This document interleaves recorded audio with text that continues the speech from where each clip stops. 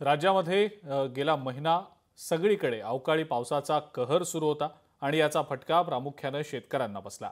अनेक ठिकाणी भाजीपाला पिकांचं आणि फळबागांचं अतोनात नुकसान झालं आणि त्यामुळे मुंबईत येणाऱ्या भाजीपाला आणि फळांच्या आवकवर त्याचा मोठा परिणाम झालाय आणि पर्यायाने भाजीपाला हा महाग झालेला आहे। पाहूया त्याच संदर्भातला हा रिपोर्ट।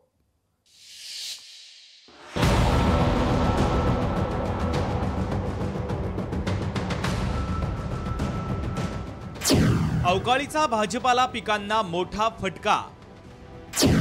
मार्केटमध्ये भाजी आणि फळांची आवक मंदावली। एपीएमसी मध्ये भाज्यांचे दर कडाडले।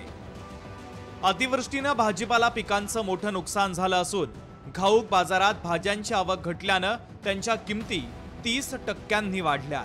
त्यामुळे नवी मुंबई कृषी उत्पन्न बाजार समितीमध्ये भाज्यांचे दर दुप्पट झाले, ज्यामुळे सामान्य नागरिकांना महागाईचा मोठा फटका बसतोय।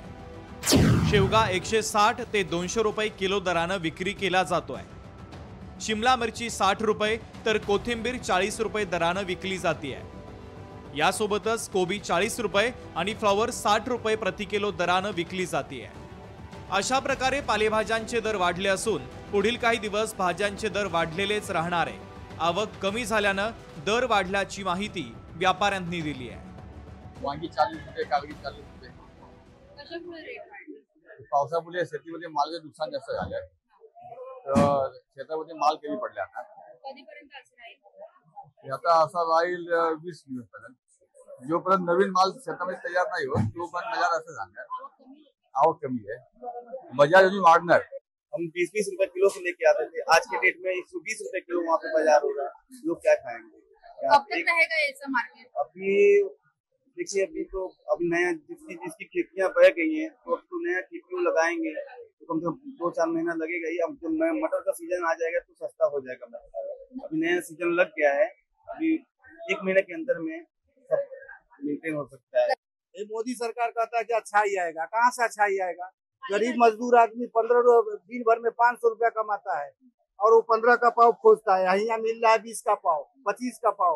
वो बेचारा नमक रोटी खाकर लोग अपना दिन निकाल रहे हैं। समझ रहे हैं ना? राज्यात अवकाळी पावसाने हाहाकार माजवलेला आहे। शेतकरी अक्षरशः हवालदिल झालाय। भाज्या आणि फळांचं मोठं नुकसान झालंय।